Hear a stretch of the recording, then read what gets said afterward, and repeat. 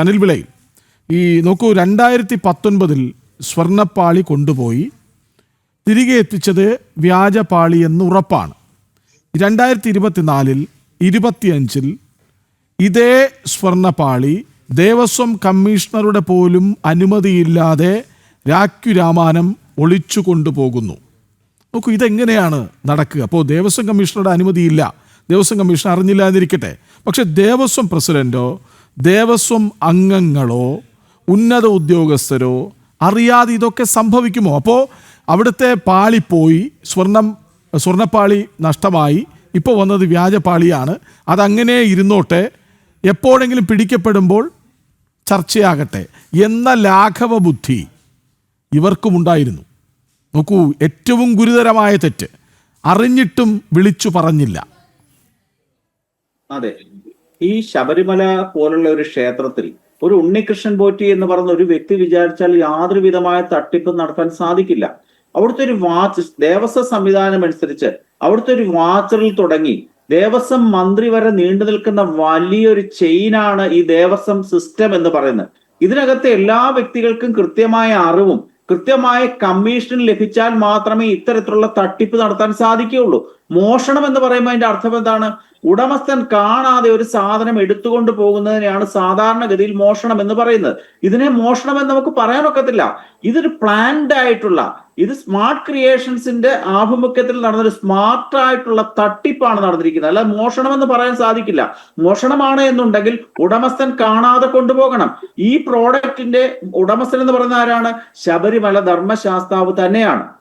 മൈനറായിട്ടുള്ള അദ്ദേഹത്തിന്റെ സ്വത്തുക്കൾ സൂക്ഷിക്കാനും സംരക്ഷിക്കാനും ചുമതലപ്പെടുത്തിയിട്ടുള്ള കാവൽക്കാരായിട്ടുള്ള വ്യക്തികള് ആസൂത്രിതമായിട്ട് നടപ്പാക്കിയിട്ടുള്ള ഒരു വൻ തട്ടിപ്പാണ് നടന്നിട്ടുള്ളത്. ഇത് 2019 2024 25 തുടങ്ങിയതല്ല.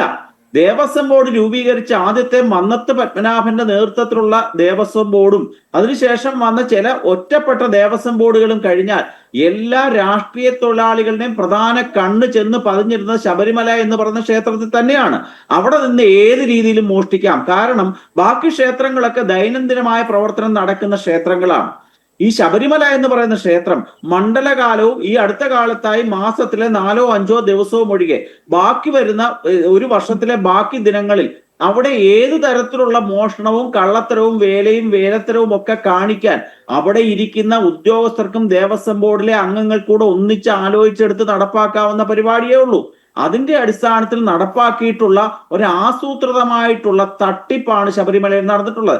ശബരിമലയിൽ ഈ മോഷണം മാത്രമല്ല, ശബരിമലയിലെ ഏത് കാര്യം എടുത്തു നോക്കിയാലും അരവണയായിക്കൊള്ളട്ടെ, ചൂല് വാങ്ങുന്നതായിക്കൊള്ളട്ടെ, പ്ലേറ്റ് വാങ്ങുന്നതായിക്കൊള്ളട്ടെ, ഏതെടുത്തു നോക്കിയാലും ശബരിമല എന്ന് പറയുന്നത് ദേവസ്വം ബോർഡിലേക്ക് വരുന്ന ജീവനക്കാരുടെയും ദേവസ്വം ബോർഡിലെ അംഗങ്ങളായി വരുന്ന രാഷ്ട്രീയക്കാരുടെയും ഒരു ചാകരയുടെ കേന്ദ്രമാണ് ശബരിമല സന്നിധാനം എന്ന് പറയുന്നത്. അത് ഇന്നലെയോ തുടങ്ങിയതല്ല. ഓരോന്നിനും മേൽശാന്തി നിയമനം, കീഴ്ശാന്തി നിയമനം തുടങ്ങിയ എല്ലാ കാര്യങ്ങളിലും ഇപ്രകാരം നടക്കുന്നുണ്ട്. ശ്രീ എം ജയചന്ദ്രൻ മാസ്റ്റർ കഴിഞ്ഞ എല്ലാ ചർച്ചകളിലും കഴിഞ്ഞ കുറെ ദിവസമായിട്ട് CPM-ന്റെ ഒരു ക്യാപ്സ്യൂളും വാട്സാപ്പ് സർവകലാശാലയിൽ എന്ന് പറയുന്ന ഒരു കാര്യവും പറഞ്ഞുകൊണ്ടിരിക്കുകയാണ്.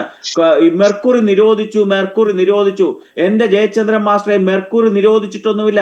മീനം മാതാ കൺവെൻഷൻ അനുസരിച്ച് ഈ മെർക്കുറിയുടെ ഉപയോഗം കുറയ്ക്കാൻ മാത്രമാണ് തീരുമാനം. ഇത് മെർക്കുറിയുമായിട്ടൊന്നും കണക്ട് ചെയ്യേണ്ട കാര്യമൊന്നുമില്ല. അതിനേക്കാൾ വലിയ അമ്പല സ്രാവുകളാണ് ഈ ശബരിമലയിലെ ആസ്ഥാന കള്ളന്മാർ എന്ന് പറയുന്ന വ്യക്തികൾ. ഇവരൊക്കെ കൃത്യമായി ഉപദേശങ്ങൾ തേടി എങ്ങനെ മോഷ്ടിക്കാം, എങ്ങനെ മറച്ചു വെക്കാം. അതുകൊണ്ടാണല്ലോ 6 വർഷക്കാലമായി മൂടി വെക്കാൻ ഒരു മോഷണത്തിന് സാധിച്ചിട്ടുണ്ടെങ്കിൽ, ഒരു കള്ളത്തരത്തിന് സാധിച്ചിട്ടുണ്ടെങ്കിൽ ഇവർ ഈ കേസ് ഇല്ലാതാക്കും. ഈ കേസ് വെട്ടി മൂടാൻ കഴിവും പ്രാപ്തിയും ഉള്ള വ്യക്തികൾ തന്നെയാണ്.